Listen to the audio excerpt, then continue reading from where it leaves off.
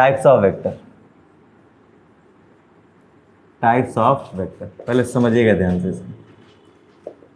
First हमारे पास equal vector, equal vector.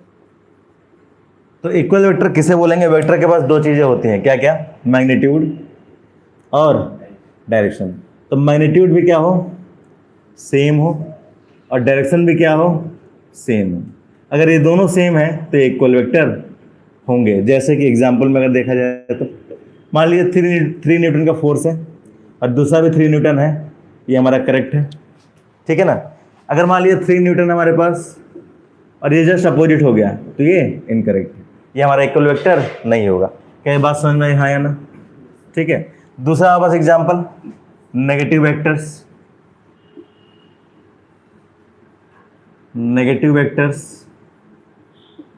क्या है? नेगेटिव वेक्टर्स अगेन वेक्टर के पास दो चीजें, मैग्नीट्यूड सेम होगा, डायरेक्शन अपोजिट होगा, ठीक है ना। क्योंकि अगर ये सेम हो जाएगा तो फिर इक्वल दोनों बराबर हो जाएंगे ना, ठीक।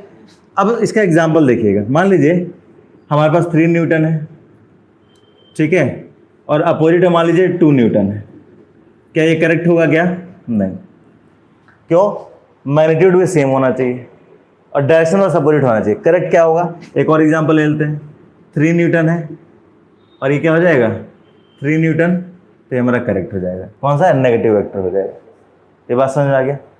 थर्ड एग्जांपल ले लेते हैं, second third, parallel vector. Parallel vector again vector के पास दो चीजें, मैग्नीट्यूड और डायरेक्शन। एग्जांपल देख लेते हैं, देख लेंगे। मैग्नीट्यूड पैरेलल वेक्टर में क्या है? मैग्नीट्यूड एनी कुछ भी हो, जरूरी नहीं हो कि सेम ही हो, बट डायरेक्शन क्या होना चाहिए? सेम होनी चाहिए। एग्जाम्पल के फॉर्म में अगर ये 4 न्यूटन है, ये 4 न्यूटन है तो भी करेक्ट है, ठीक है ना। ये फर्स्ट हो गया। सेकंड देख लेते हैं इसमें। अगर ये 4 न्यूटन है, 2 न्यूटन है तो भी करेक्ट है। बात समझ में आ गया? तो मैग्नीट्यूड एनी, मैग्नीट्यूड कुछ भी हो सकता है बस डायरेक्शन सेम होना चाहिए। लेकिन अगर ये 4 न्यूटन है और 2 न्यूटन, 4 न्यूटन अपोजिट में हो जाए, ये इनकरेक्ट हो जाएगा। बात समझ में आ गया? पैरेलल वेक्टर के पास है, फोर्थ हमारे पास है एंटी पैरेलल वेक्टर। नाम से क्लियर हो गया होगा, anti parallel vector. Again vector के पास दो चीजें, कौन कौन सी? मैग्नीट्यूड और डायरेक्शन। मैग्नीट्यूड में क्या हो जाएगा? एनी, कोई भी मैग्नीट्यूड इक्वल हो अनइक्वल हो कोई फर्क नहीं पड़ता। डायरेक्शन में वहां पे अगर सेम था तो यहाँ क्या हो जाएगा? अपोजिट हो जाएगा। एग्जाम्पल की बात करें तो अगर ऐसे मान लीजिए 4 न्यूटन आप ले रहे हैं इसको, तो अपोजिट ऑफ 4 न्यूटन ले रहे हैं आप, नेगेटिव हटा देते हैं, 4 न्यूटन ले रहे हैं, करेक्ट है। बात समझ गए? अगर इसको आप 4 न्यूटन ले रहे हैं, अपोजिट में आप 2 न्यूटन ले रहे हैं, करेक्ट है। लेकिन अगर ये आप ले रहे हैं 4 न्यूटन और ये सेम डायरेक्शन में 2 न्यूटन है तो इनकरेक्ट। बात समझ रहे? एक और हमारे पास है, देख लेते हैं फिफ्थ, को इनिशियल वेक्टर।